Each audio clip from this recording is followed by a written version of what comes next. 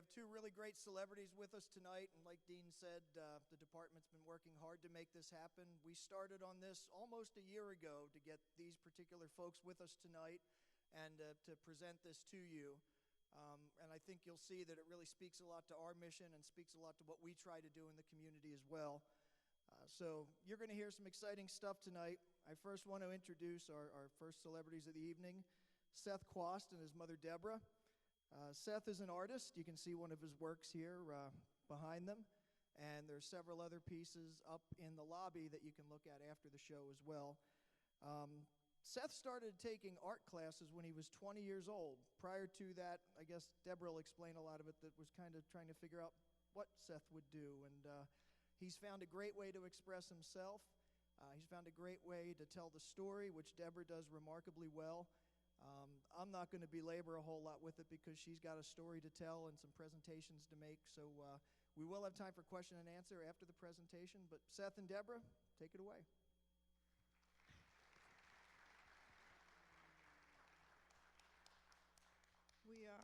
We are thrilled to be here and thank all of our donors and everybody who could have been out drinking green beer and came here instead. So we are very, very grateful. Seth was diagnosed before he was 2, and he had a formal vocational evaluation when he was 18 for 3 days. Seth has an IQ of 148, and they could not come up with a single career of anything they felt he could do. At 20, he took his first art class, and at 23, he was on the Today Show as an artist. Now he's 32. He has had art shows in Galapagos, the Cayman Islands, Kiev, and the United Nations, and in France, and he is unstoppable. We recently were honored by Seth getting accepted for a guitar, to make art for a guitar for the Zac Brown and his band. And the guitar was then auctioned off to raise money for a charity. They did a little 2-minute video of Seth, and I'm going to show that to you first as an introduction.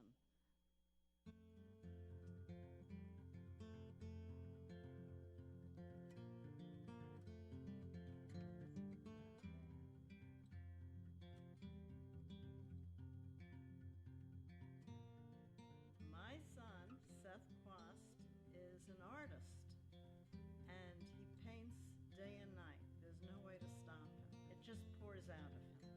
Seth is autistic, and that's just a small piece of who he is. The main thing of who he is kind, gentle, sensitive, funny, and creative. When Seth was 18, we were told he could be a janitor. I said no. Seth started to paint when he was 20. Now he's 32. We have something like 750 paintings in the house and another 100 out in the world. Seth paints like the way apples fall off a tree. There is no way to stop Seth. When Seth paints, he is absolutely amazing. He knows exactly what he wants, and he is as certain about paint and what he wants as he is lost in the real world. Because Seth was autistic, he was dismissed. And this has happened to all of us. It has nothing to do with autism. All of us have been told that we're not good enough. All of us has been told we'll never make it. Everybody has focused on what we cannot do instead of what we can do. I tried to bring Seth into our world for years, and then I realized I have to go into his world. His world is better. His world is a world of magic. He just lives in a better place than we do. For Seth, the canvas is a membrane between him and the viewer. It's like the beating of a heart. And Seth paints because he wants you to see his painting. And he's reaching out to you. He's talking to you.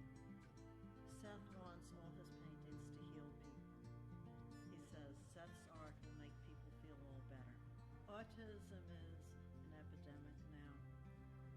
What I would say to any parent is never give up. Never give up.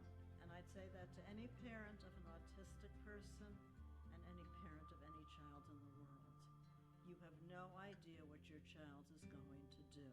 The gifts can come at any time in your life. Seth is not the poster child for autism. He is the poster child for hope.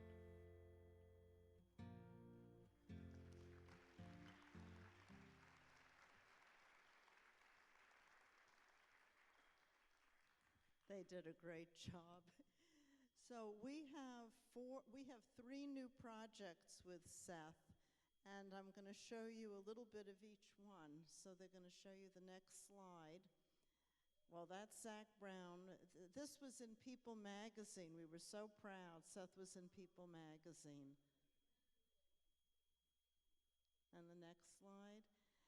Now, Herb Asherman is a black and white portrait photographer, and he spent a year taking 1,000 black and white portraits of Seth, and then we matched the 34 best ones with 34 paintings, and we're going to just show you those slides now.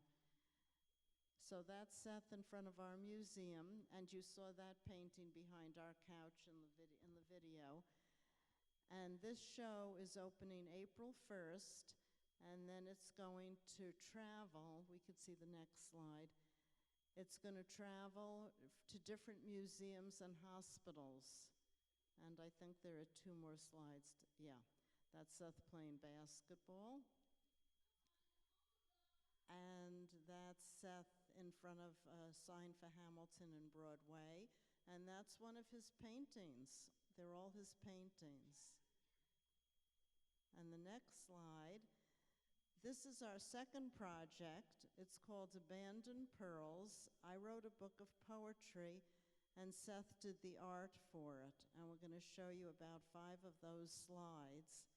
And this is a show that's going to open at the Cleveland Botanical Center because they're such big, beautiful flowers. Each of these is about 3 feet by 5 feet. They're huge, gorgeous flowers. We're so proud of them. So that's the next project that we're also working on. And they're just exquisite. The next project is King Seth Dreams. This is a children's book, and we're just going to have a few slides from that. And this is a book about what it's like to have autism and the incredible visions Seth has at night. And a friend of mine who was a primary school teacher wrote an activity book to go with it. And this exhibition is going to open at the Cleveland Children's Museum. And this is just a few pages from the activity book. So what I wanted you to know is that I'm continually shocked by what Seth does and what he can do. We'll go to the next slide.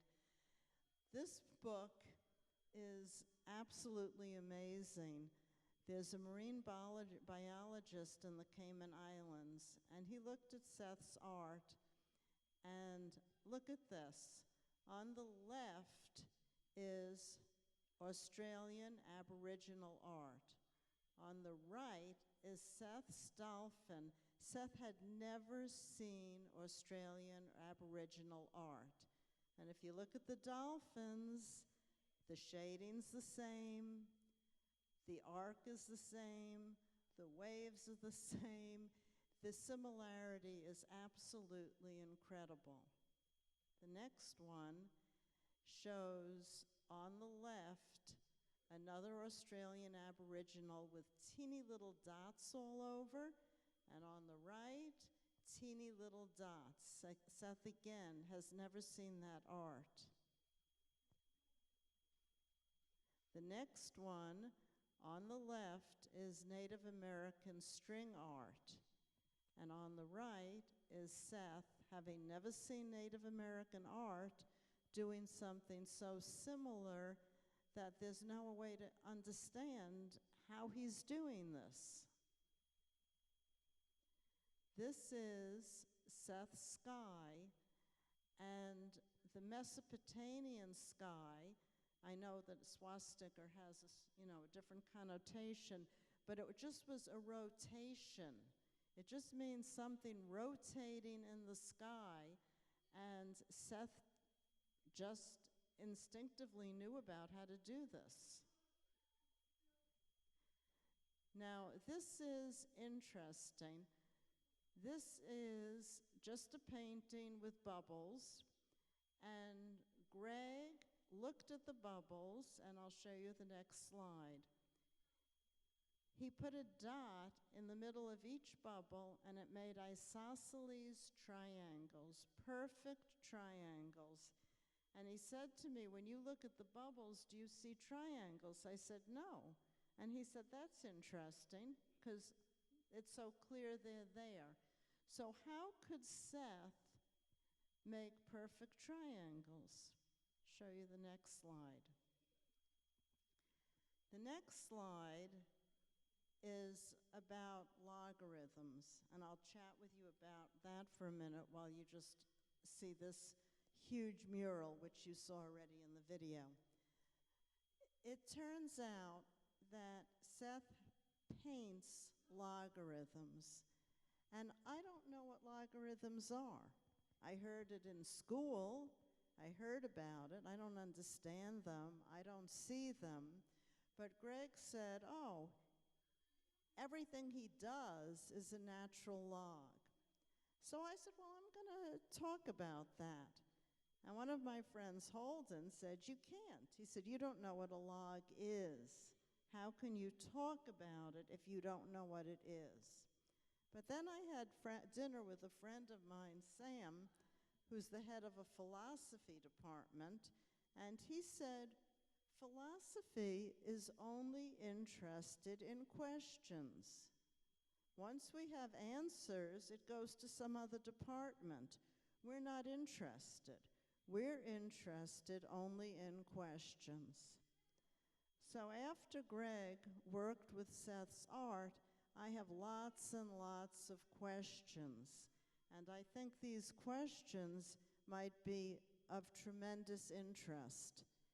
How can Seth duplicate the art of Australia, Native American, Mesopotamia? How can he draw isosceles triangles? How can he draw logs when he's never seen logs?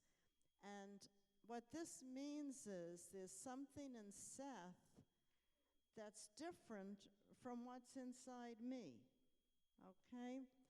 This is one of his murals, and it's 7 panels. You saw in the video how high it is. It's about 5 feet high. It was in our Museum of Natural History. They built a wall for it.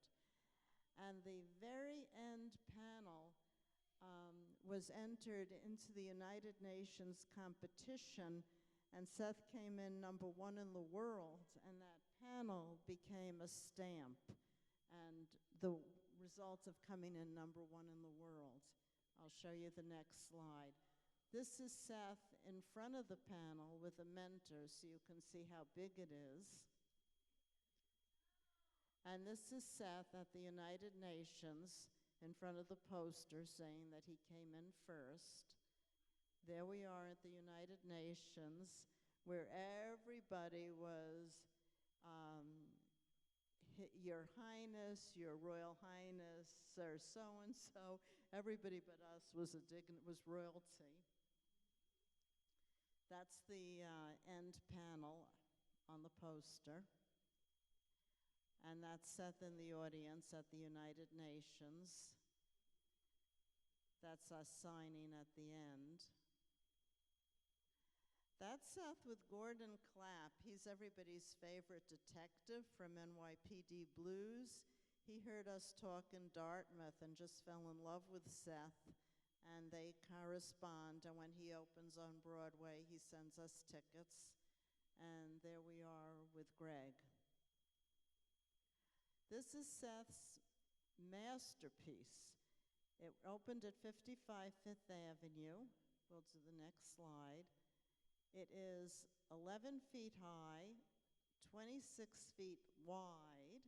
It is 104 small paintings of Manhattan the way Seth thinks it should be.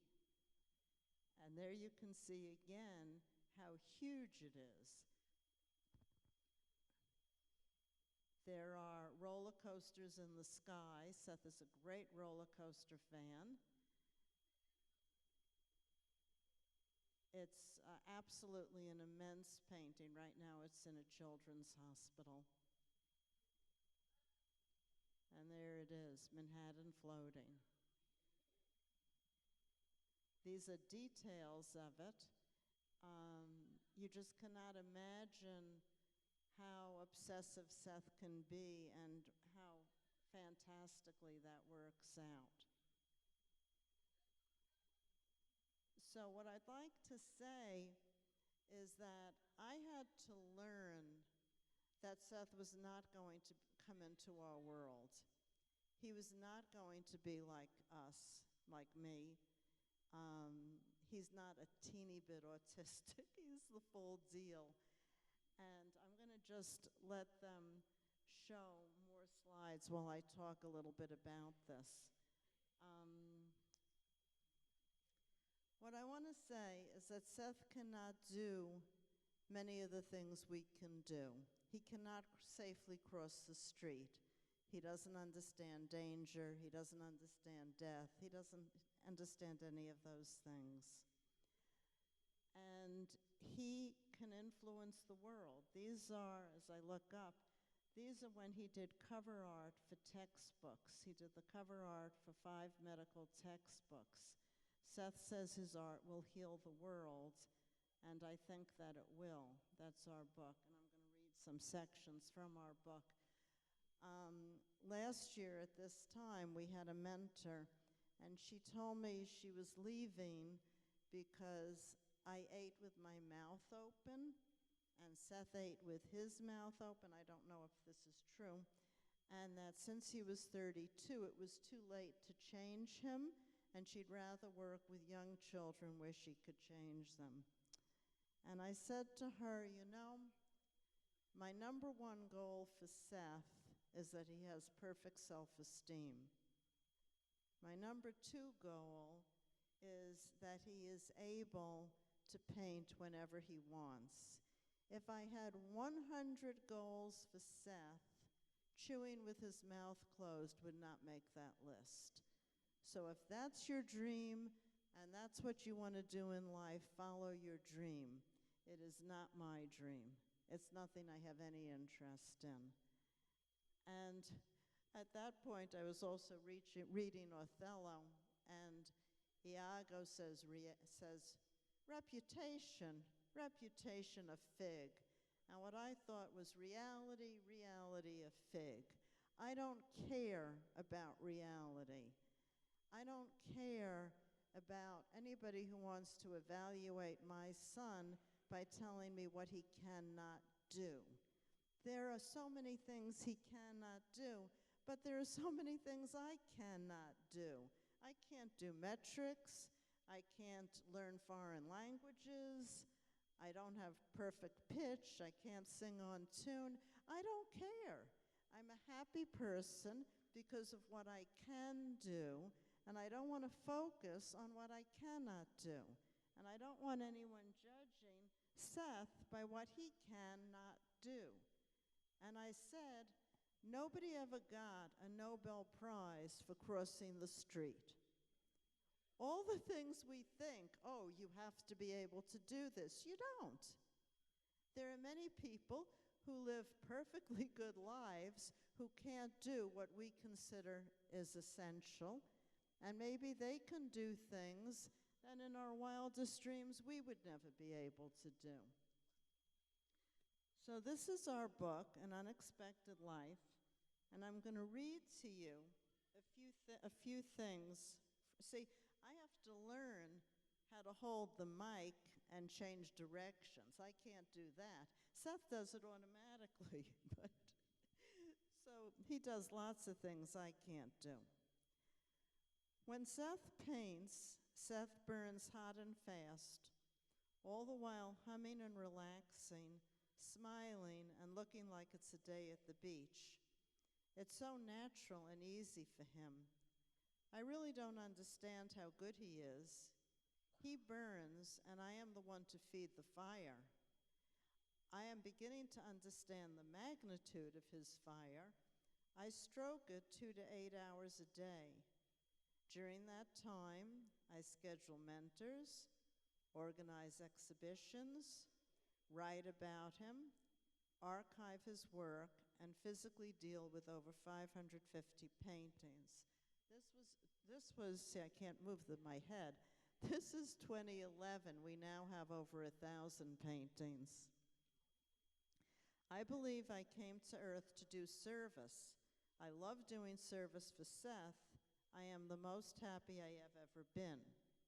Seth wants to change the world. He says Seth's art will make people feel all better. I am starting to understand that somehow Seth is a visionary.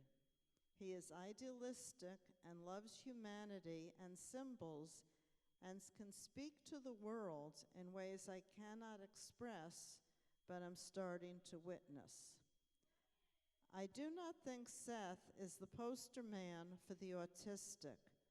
The autism was not vanquished. He did not transform. Whatever it is about him that caused people to dismiss him is still there. The art was probably always there, dormant, waiting for 20 years to be revealed. This time of waiting and incubation may be true for your own child's gifts or your gifts or my gifts. Seth's victory is our victory. It is never too late. The problem becomes the gift. Seth's in-your-face, unmistakable autism is recognized by the moms of the autistic in 30 seconds. They see the autism, and then they see the art, and their hope for their children change. This possibility of art bursting forth from a child labeled as autistic might bring hope to the world. Seth went to Galapagos and made Spanish moms cry with joy. In the words of Jimmy Durante, I am finally ready to say, you ain't seen nothing yet. We went to Galapagos and we were translating. We were on PBS. I was in English and we were translating. And women would come up to me and stroke me, speaking to me in Spanish and crying because their children were autistic and they couldn't believe what Seth had done. They knew that he was more autistic than their children. Also, Seth started at 20, and parents call me all the time and they say, well, my daughter's 14 or my son's 18. Never give up. I never let people give up. The heart lives in a different world. I grew up in the worlds of the mind and suffered mightily. I tried so hard to do everything for Seth. We did every therapy, everything we could. As I moved into my heart, I am tapping into a place beyond time and space, beyond logic, beyond fear. I am moving from waking up every day and waiting for the next horrible blow to waking up every day and waiting for the miracles. I feel miracles pour down like rain. I feel that every moment of every day is a blessing, and I hope that this blessing spreads to every single person who wants to open their heart and step into wonder, peace, and bliss. Come with me as we thumb our nose at reality and charge into the world screaming no limits. I really, really believe there are no limits, and I really believe we can all go past anything with reality. We can do whatever we want. Here we have Seth. Seth, what painting, well, we'll get the next one. What grab your mic. What painting is that? Last picture, the green pinto fancy horse. Right. And the next one? What painting? Self-study number 1.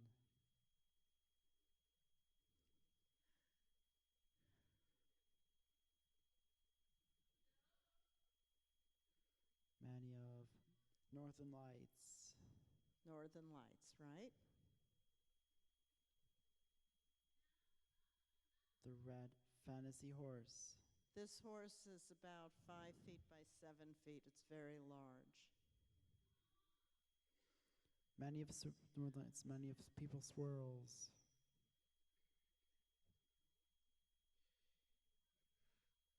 Go ahead. The Scarlet Macaw. The self-study with many of fancy horses on grid. Many of grid of horses. That's about 4 feet high, 6, 7 feet wide. These are real big, beautiful paintings.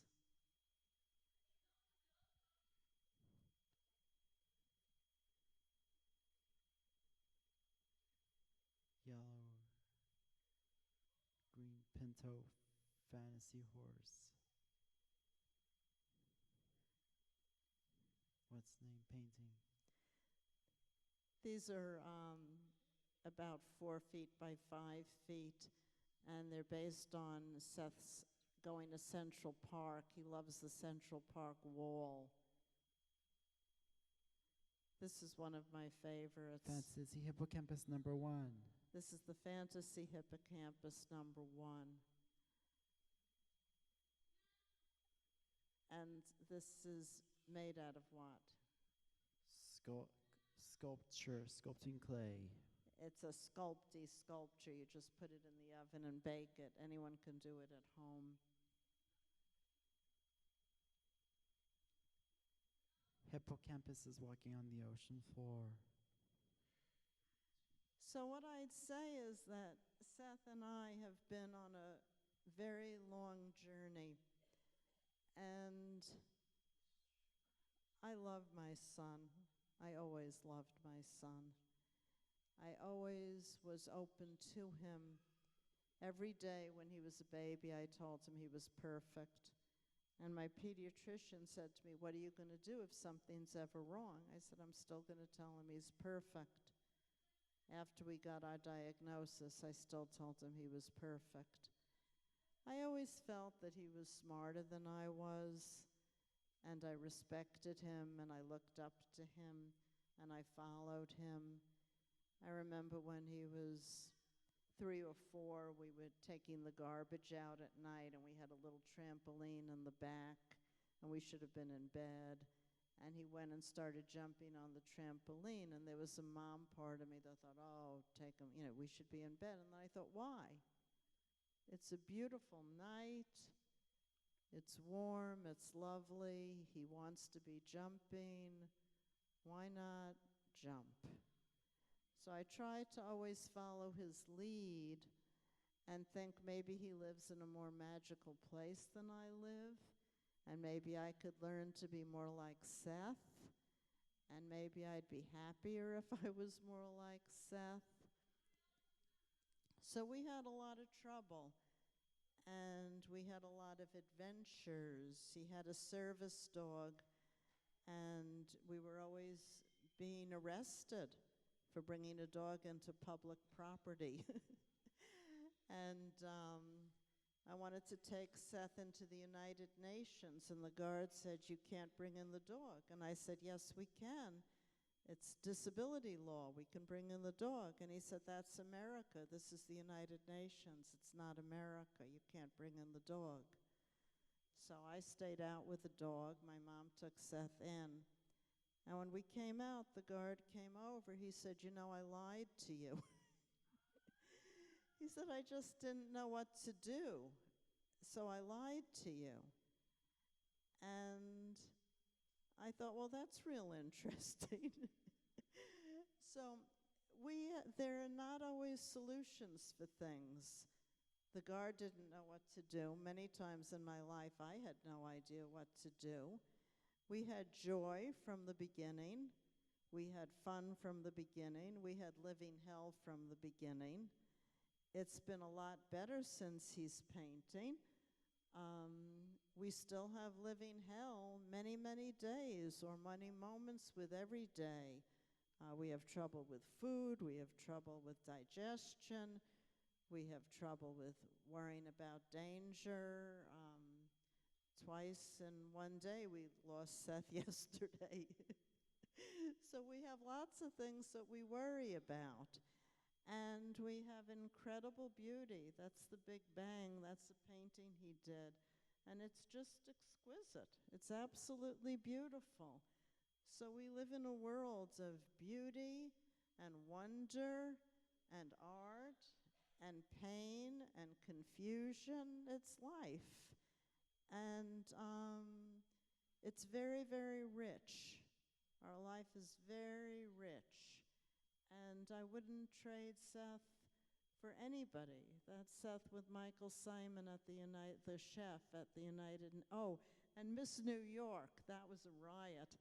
We found out that the Miss New York girls like to do service for autism. They have to have credentials. There Seth is with her up close. So every time we go to New York, we tell them we're coming, and Miss New York comes, Miss Alabama comes. They all want their picture taken with Seth so they can say they helped with autism. So we went to Art Expo, and Seth had like 6 New York State people with him. This was Seth with the owner of Toys R Us. Seth with Michael Simon.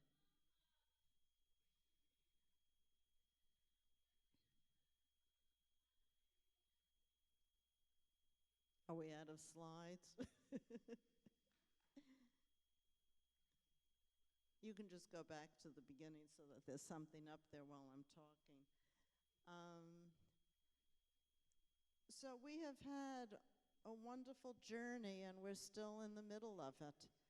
I have finished those 3 books, maybe the 4th book if you count Portal into the Mind.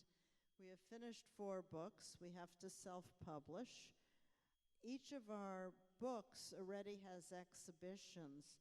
This one is opening April 1st, and then in a year from April, it's already booked for a hospital, and we'll fill it up in between. And we're very proud of it. We're very happy about it. The photographer said he thinks it's the most important work he ever did, that he wanted to capture the essence of Seth, what makes Seth work. This book, Abandoned Pearls, we were told nobody reads poetry, and I believe that, but I don't care because I don't care about reality. I think that Seth did amazing, amazing art. These paintings, I think, are absolutely exquisite. And if you don't want to read the poem, you don't have to read the poem.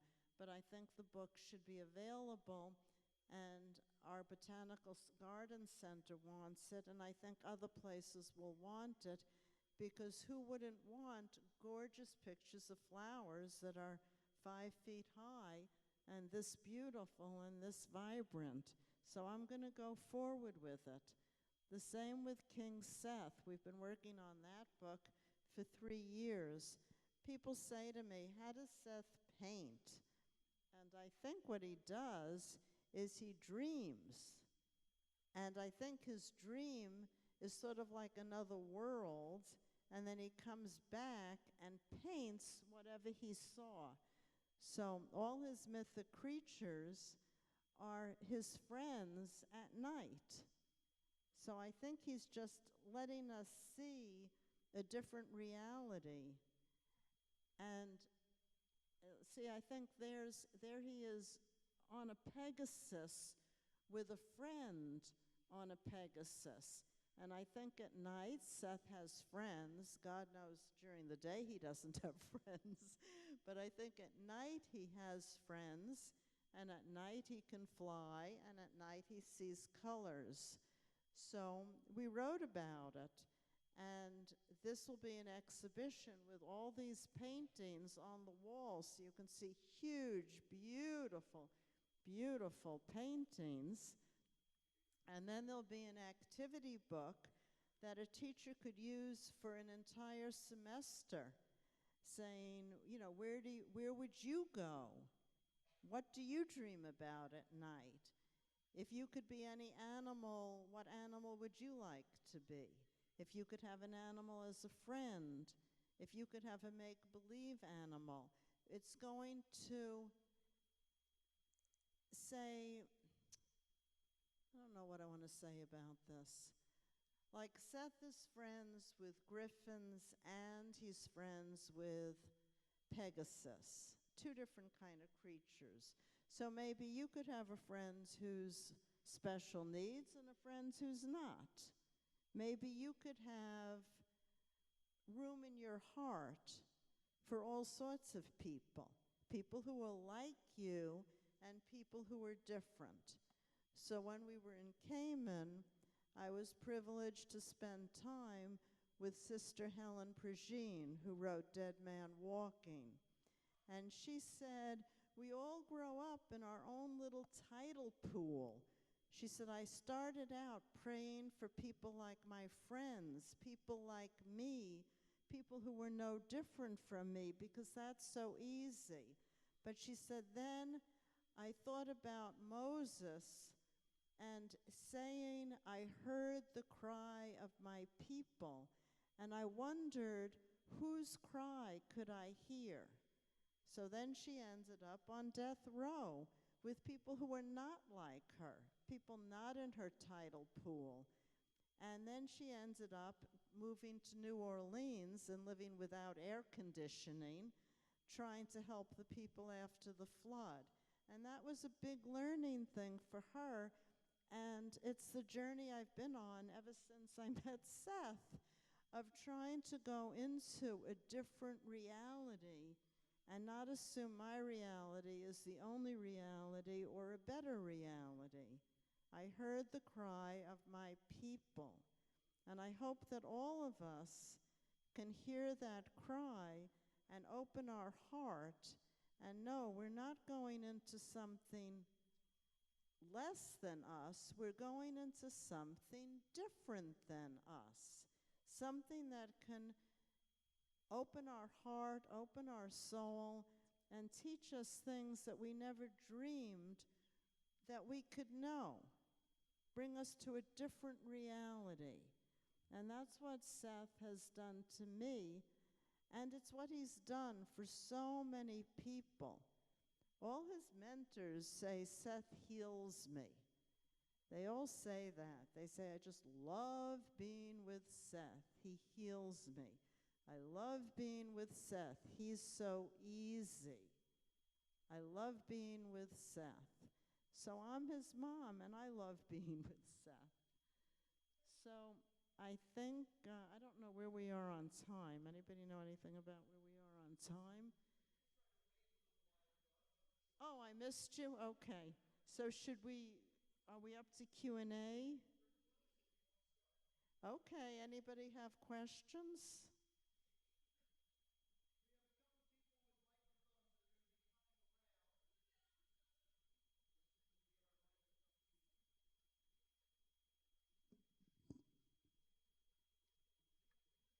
I get a stool for this part. This is cool.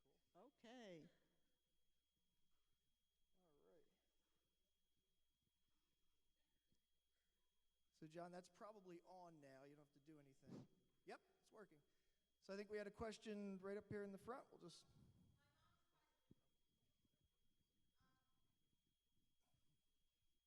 My mom's question is, how did he become a wonderful artist that he is now today?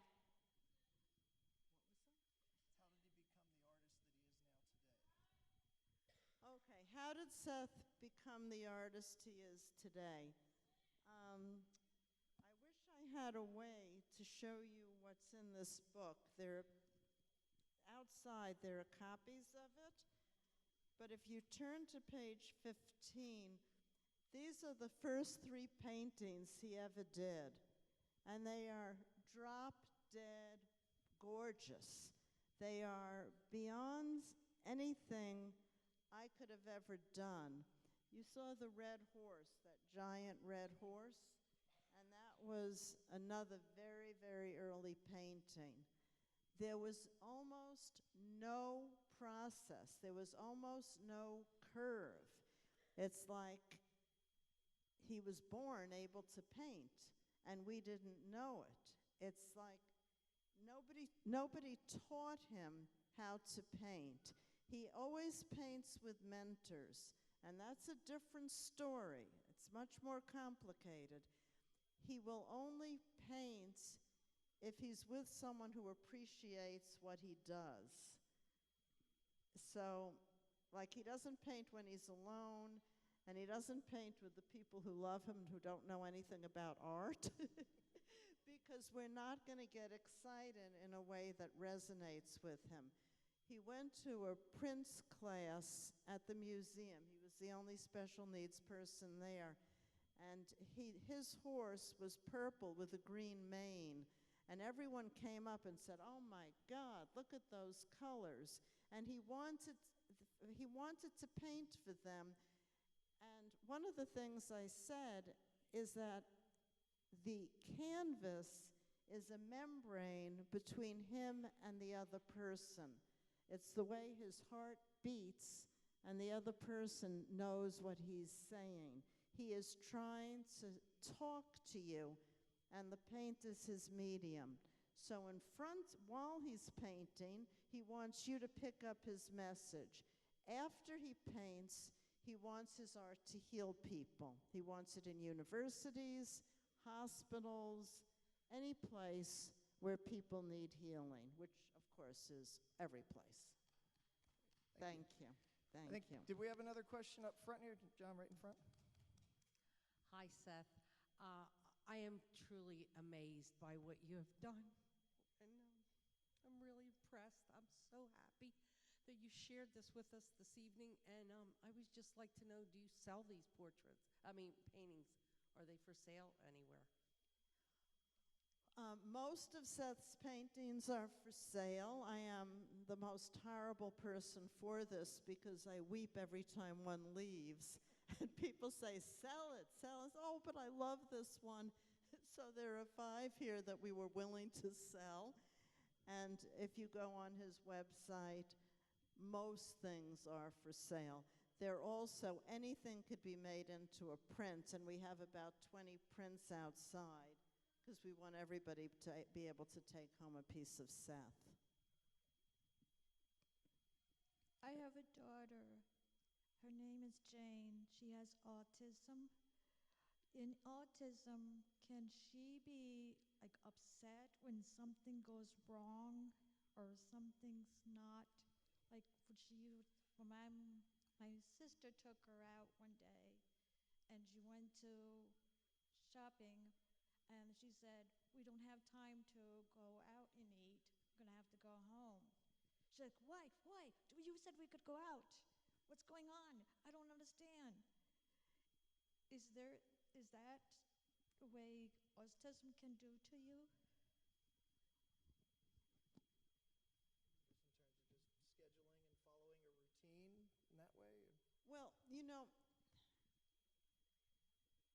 you could say people are autistic, or you could say people are blonde, or people are, I don't think there are any 2 autistic people who are alike.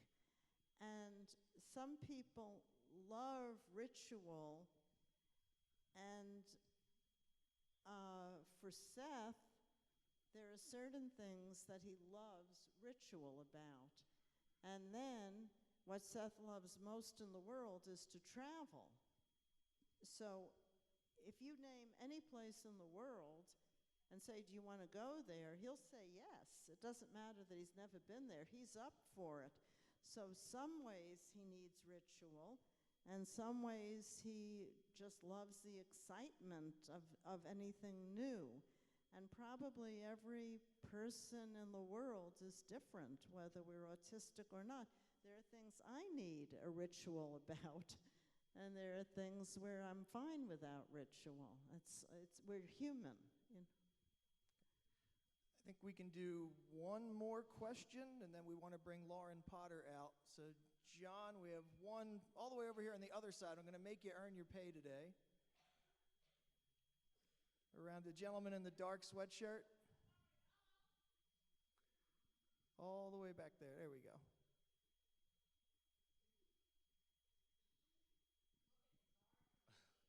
My name is Carlos, and actually, I work for a place with people, and Zach, I was really touched by your art, and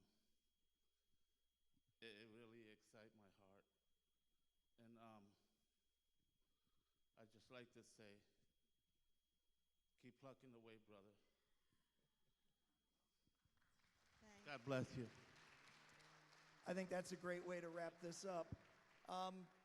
Seth and Debra will be out in the lobby when everything's over tonight. They do have art for sale. I'm sure they'd be happy to answer more questions there as well. They have the books, too. Seth loves signing. All I ask is that you leave 2 of the guitar prints for me because they're going to be in my office by the beginning of next week. So, but buy everything else, please. Save 2 of the guitar prints. We're going to get some things ready to get Lauren Potter to come out and share her story. So thank you again to Seth and Debra. This has been a real joy to have you with us. Thank you.